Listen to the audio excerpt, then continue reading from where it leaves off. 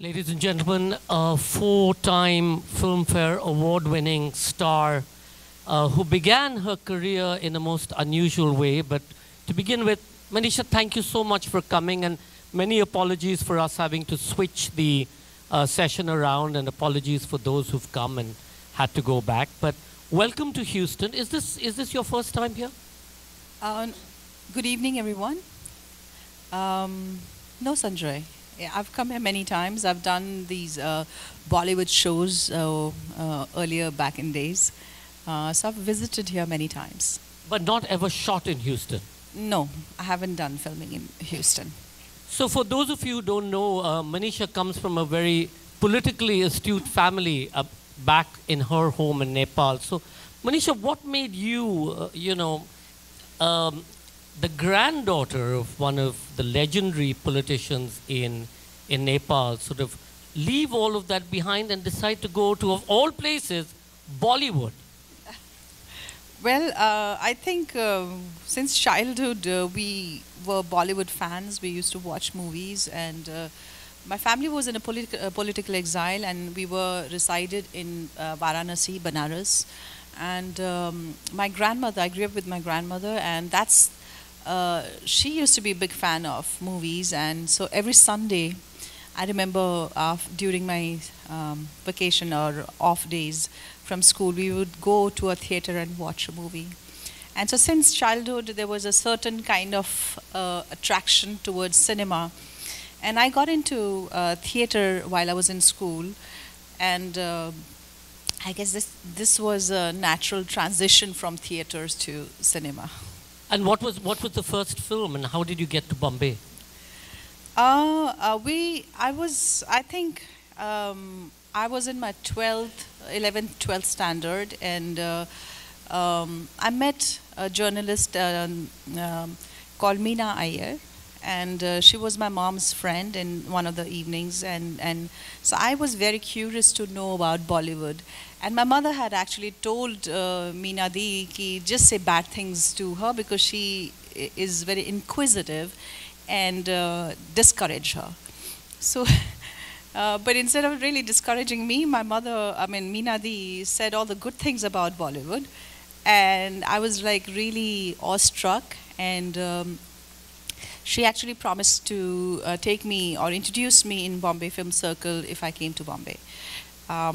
So one fine day, it was my birthday, and I kind of emotionally blackmailed my mom to say that, please take me. My birthday gift should be a week in Bombay. And she said, oh, okay, a week, she's not going to go anywhere. And nothing's going to happen. So she was more than happy to take me to Bombay. Little did she really realize that in a week's time, the whole world can happen, And my first director, Meena Di, introduced me was Shekhar Kapoor, who signed me within meeting him for 5-10 minutes. He signed me for a film which eventually never happened, but I got very encouraged. And then we met Rishi Kapoor ji for Henna. And it is a long saga, I can go on, but that's how my career started. And eventually, all the movies that I met, like I met Rishi Kapoor ji, Boni Kapoor ji, all these people, and none of them discouraged me. They actually were keen to have me, but they already had, like for Rishi Kapoor ji had already had Henna, and I offered me a second lead, which I refused. And Boni Kapoor ji already had some kind of a thing with Tabu for Prem, and he said if she wouldn't do it, then our commitment is with her, but if she doesn't do it, you're our second this thing. And Shekhar Kapoor's project, which never happened, but he had signed me. So all these three people that I had met encouraged me a huge lot. Although none of these projects happened for me, it kind of gave me some kind of a hint that maybe I belong here, and maybe there is a future for me here. And my next trip was when Subhashji was looking for the newcomers and stuff like that. And that's again, Meena Di called me. And met Subhashji, and it was very kind of him to really say that, Manisha, if I don't take you in a project, doesn't mean that you are any less. You know, I was also a newcomer in your times, so do not take it personally. Maybe my character, the way I have envisioned it, you don't fit in there. Take it like that. So, I mean, anyways, eventually I ended up doing his, me and Vivek Mushran ended up doing his film. And after we were signed, we were put under training and all that jazz. But my initial phase was that. In fact, I was with Shekhar in Dubai last week. We were looking at the whole Dubai Expo 2020. And I was telling him that we were going to be meeting up to doing this conversation. And I said, so, Shekhar, what is it that you felt when Manisha walked into the room? And his instinct was, I just saw a spark and I'm able to see the future, that she would be a star. And it was so incredible when he saw your first film on the big screen and say, see, this is what I meant. So what is that something that you feel makes that difference? So many thousands of people come to Bombay in the search of this, magnificent life. What is that difference? You know, I sometimes really wonder, because there are different types of people who have different kind of spark and energy. Like somebody could be like Preeti Zinta, who was extremely intelligent and bubbly and outspoken. There was a spark in her when I met her before. And somehow I knew that she would click in and become a star. I myself was very shy and timid and very shy of audiences and people and public and all that, but I guess there was a hunger in me, because that's why I became a theatrical actress as well. I mean, I was in school, on a personal ground I was very shy. So I think there is something beyond your physical appearance, certain energy, which people like Shekhar, who's very sharp and sensitive to understand and grasp. I was also quite shocked when he signed me within 10 minutes. So for those of you who may have seen some of her films, what's really incredible is that whether it's Bombay or 1942 Love Story, and let me have my fan moment, that's the one that I love the most. And that's the one that I sing, and my colleagues like, will you stop it? And they'll say, all of them, it's really the music in many ways that brought out both your acting as well as, told the story of that film. Yeah. How important is that? I think the music is a very important aspect of our culture, and I was very lucky to have R.D. Burmanji, to have Rahman, to have so many brilliant music people. I mean, I got to perform in their music, so it's a big aspect of not only our cinema, but of our culture, I feel. And you've sort of acted with all kinds of actors, and you've acted in different languages and across the genre.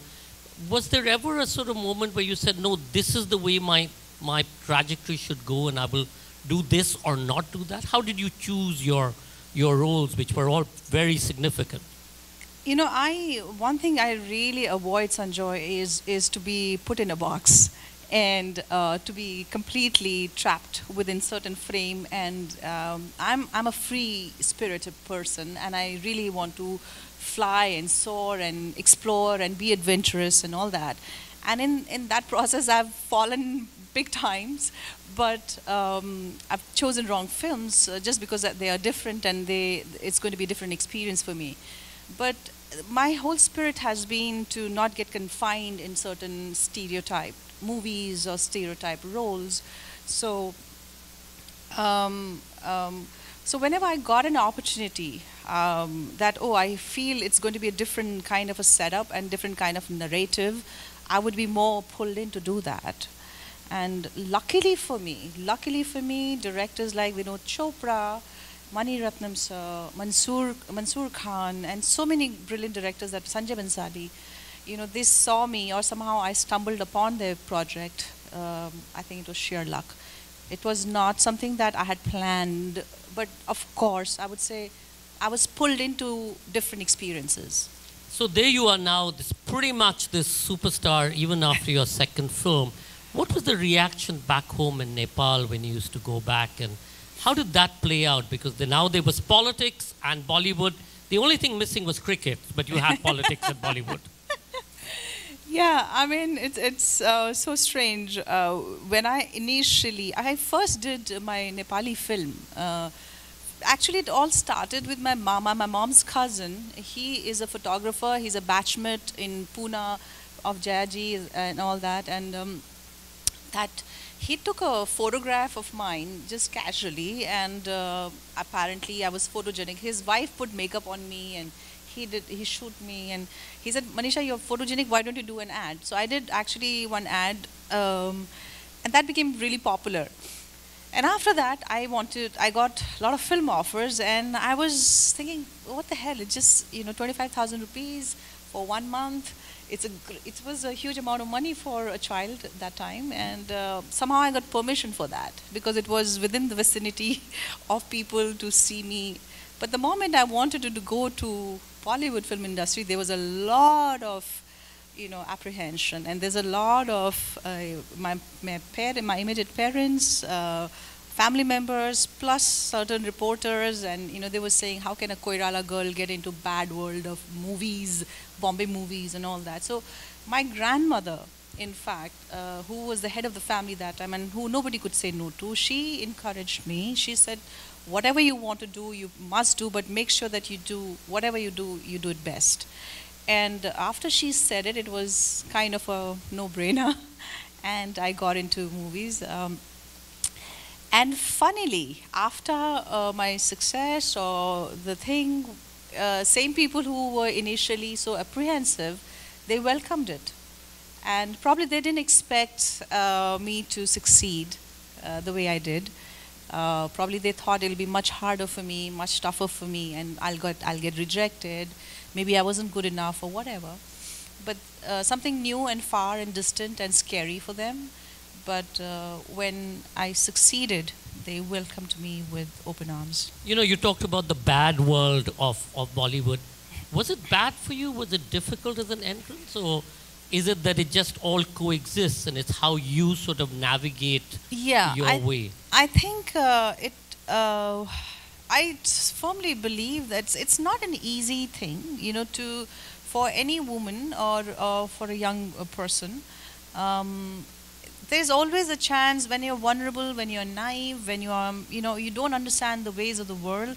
But I think there is a survival instinct in all of us, which kind of saves us or helps us to navigate our way around. And I think there's a lot of hue and cry today in today's time. We talk about all that, but one has the innate intelligence to protect ourselves somehow and navigate through the process. I'm going to fast forward to this. For those of you who haven't seen, Manisha wrote Healed, which is actually a magnificent book, and I'd really recommend that everybody pick it up, and hopefully it'll be made into a film sooner than later. What prompted you to begin writing this book? A lot of people have been asking me, because I've had a very interesting life, to pen down into a book like a memoir.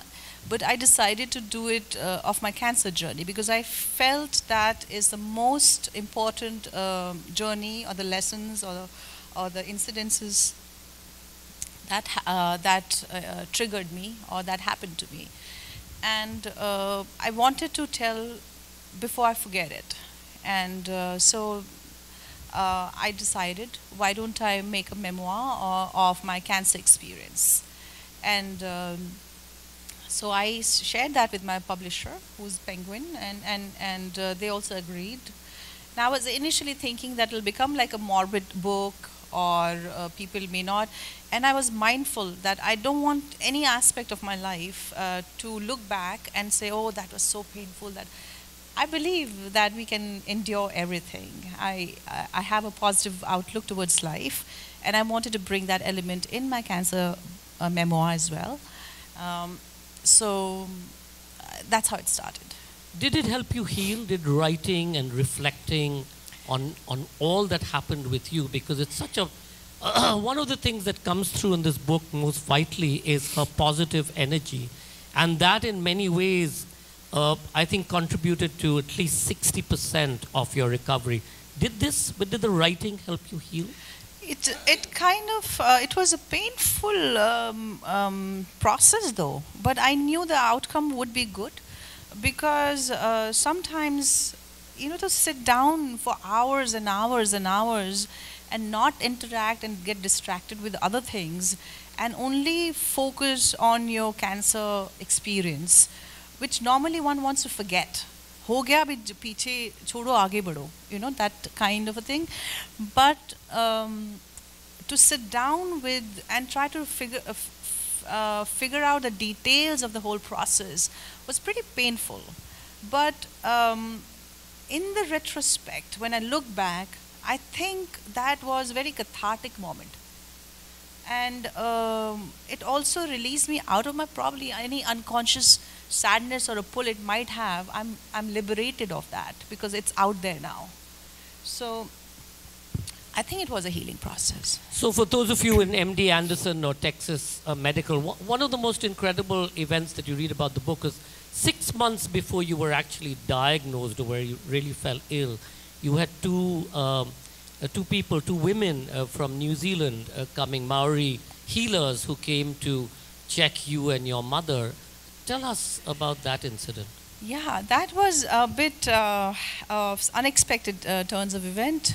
But I think around June, July sometimes when my body was giving up signs and symptoms and I was not educated enough to know that a persistent problem in your body could be something really serious. Persistent pain or persistent cold and cough or persistence, these are the signs and symptoms of a serious ailment, which I didn't know about. And I used to fall sick very often, and so I used to go to various healers. Of course, I had doctors prescribing me certain medication for fever or cold and all that, but obviously they were not working. And so I was trying for all sorts of healing process, and one of them was this whole experience where a friend of mine called me and my mother, me and another friend, we went to her house. She was hosting Aboriginals healers, Maori healers from New Zealand. And what they do basically is they make you lie down flat on a bed and they scan your body. And in that process, the lady who was scanning me, she stopped over a human MRI machine. Yes, yes. So a lady stopped over my ovaries, and basically she said there's something wrong with your ovaries, and she went to another older healer who was scanning my mom, and that older lady came to me, and she also scanned my body, and she also stopped her hand right above my ovaries. And I was like puzzled. I said, what happened? So she said, your ovaries are red hot. So I said, okay, what does that mean? So she said, you're very angry with your ovaries. I said, okay, what do I do now? So she said, send loving energy to the ovaries. And I was again puzzled. I said, how do I send loving energy to the ovaries? And anyways, she kind of taught me whatever, and I just, on the way back, my mom was fine, so we were just basically laughing about it. We didn't take it seriously. But it was, I think it was around June, July, but around September, when I was diagnosed, end September, when I was diagnosed with ovarian cancer, I was reminded of them.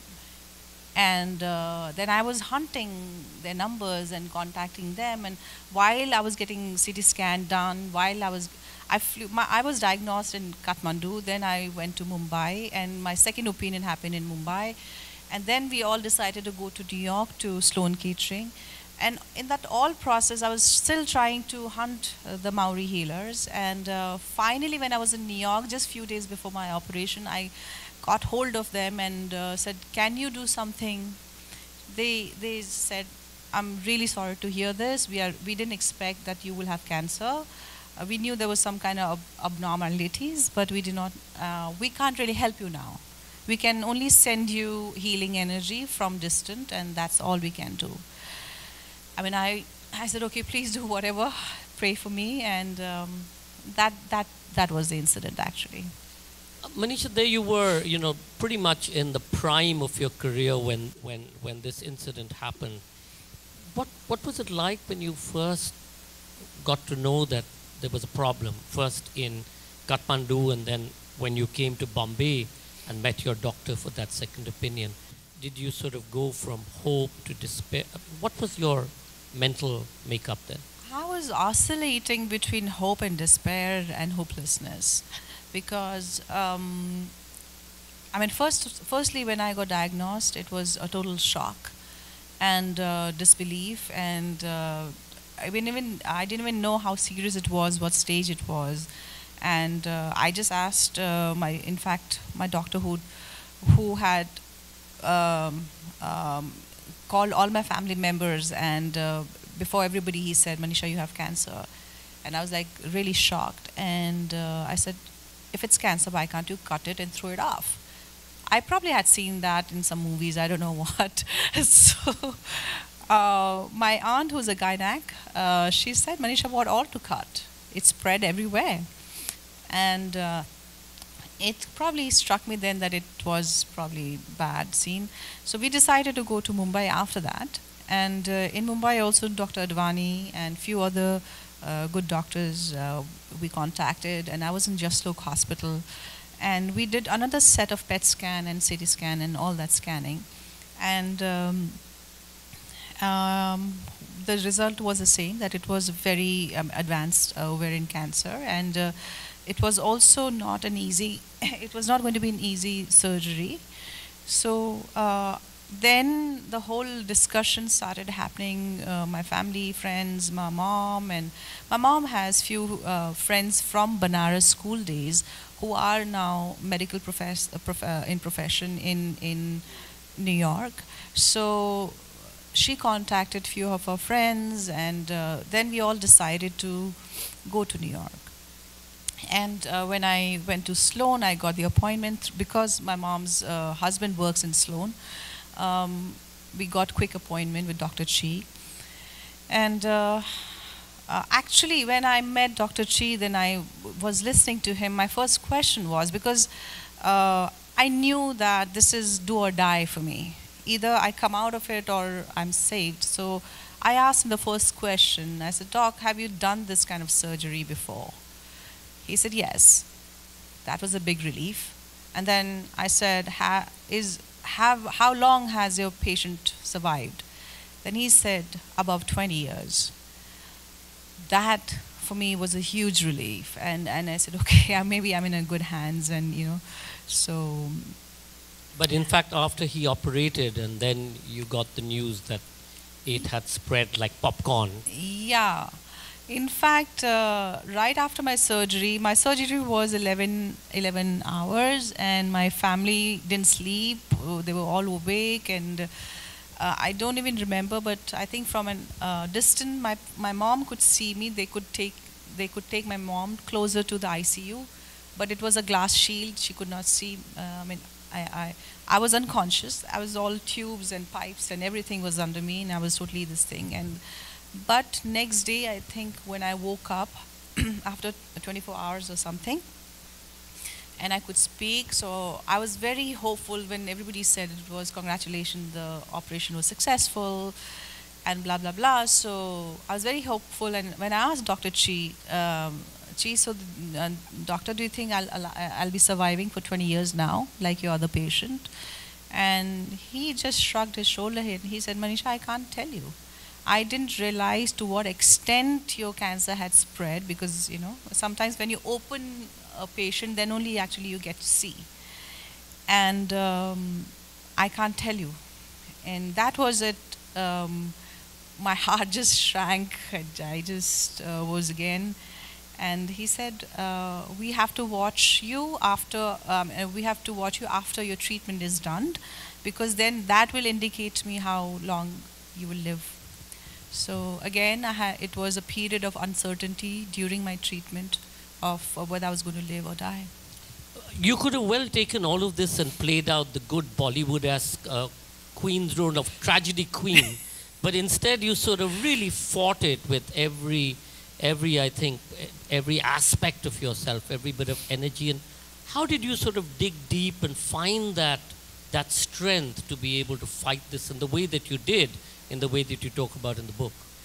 Basically, Sanjoy, my personal belief is I don't believe in being a victim. And no matter what happens to me, no matter how situation, hopeless situation, whatever, but I refuse to be a victim. And I rather accept defeat with dignity than to, get into this whole poor me, why me, what did I do wrong, God, and all that. So I guess that's my basic nature. But also I think I had a huge support system. My mother and my father and my brother and my well-wishers who were constantly in touch, and I was open on the social media, and they were sending me such positive and blessings and prayers and all that. So I kind of hung on to that. कहते ना डूबते को तिनके का सहारा. It was similar to that, that any ray of small little positive hope also I will get on, I'll cling on to that. And rather than just thinking about the cancer, and that's probably is one of the complaints that I have about my book, is I don't dwell too much in the pain and the anguish and the fear aspect of the cancer journey too much, even in my book. Because I guess I tend to look for a positive ray of hope much more than the gloominess. You received a lot of love from unexpected quarters on the way. Your brother, for example, who you used to think of more as a brat than anything else, really stood up, and of course you reconciled, or you discussed with your mother many of your aspects. How did that sort of process help you in healing, just revisiting some of these? For me, honestly, being a patient, being helpless in the bed, I have always been a controlling person. I've always been a decision-making person. When you're elder in the family, like my brother is younger to me, and my parents are old now, and so suddenly I have taken the position of decision maker, of seeing that everybody's well-being, and I'm the problem solver, and I'm basically somebody... Basically the boss. I wish that was true, though. Yeah, it's like you take care of everybody and see that everything is going smoothly, basically. And for me to be an opposite position, which is being helpless and totally in mercy of doctors and nurses and my family's love and care, and so it was huge. It was very shaky, unnerving, uncertain. It was very not a great experience, but it humbled me. It really made me realize, in retrospect, if I look back, we human beings, we think we are the doers, we think we're in control, but it isn't. We are in hands of destiny. The best we can do is we can work hard, we can put our energy, but we can't control the result. So it was hugely educational and very humbling experience for me. I'm going to ask you to leave the audience with that incident when you were back in Bombay, running, trying to get well, and there was somebody on the street who shouted out to you, and how that changed your perception. Yeah, I was very apprehensive. This incident was an eye-opener for me. I was very apprehensive how I would be looked upon, because I didn't have any hair, I didn't have any eyebrows, lashes. I thought I looked like an alien, and so I used to always have a hoodie and look down, and I had to go for a walk, morning walks. So very conscious and shy that what will people say. In my mind, people were saying, hi, look at her, kaisi thi aur kaisi ho gayi hai, what she used to be when she did all this Bollywood, Bombay and Saudagar, and look at her now, she's so sad and pathetic, and so I was very scared of comments like that. And in my head, that probably people were already talking like that about me. And so I used to be putting my head down with a hoodie on. I used to not look in people's eyes, scared of what I would find in those eyes. So I would walk. One of the mornings when I was doing that, a person was cycling and he passed by me and he said, "Hey, Manisha Koirala." You know, and I looked back very scared and nervous, and he looked as me saying, way to go. You know, all the best and good luck. And, you know, I was like, really? I mean, that's how people are. People are actually encouraging me to, in my darkest time. And, you know, that's when I just put my hood off and I started slowly walking and showing my, bald head. And I realized people are not so bad. You know, it's not all the time they are looking and judging, and, they actually probably understand and comprehend the pain that you're going through, and they're very supportive. So that's when I realized the world is not such a bad place after all. The world is not such a bad place. We're going to take a couple of questions. We can take one or two, and anybody have a question? Otherwise, I'm going to go back straight to her. Anyone? Cool. So sorry, there's a question right. Just take the mic.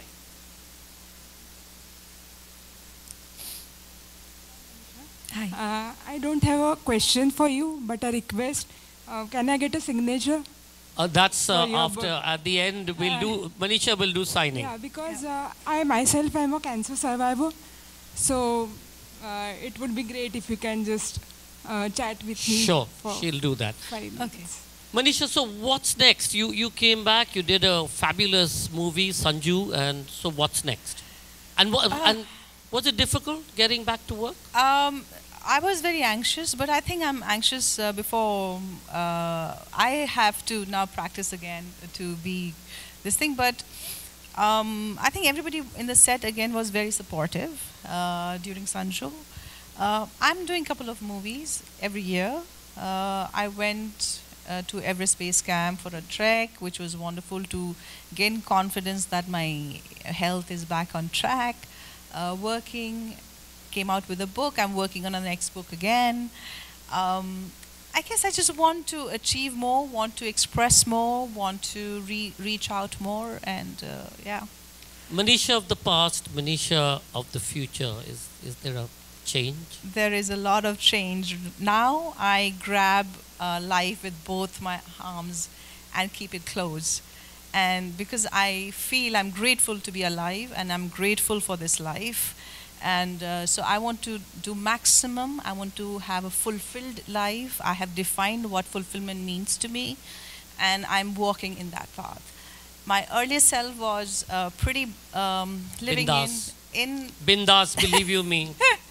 And also didn't have a direction.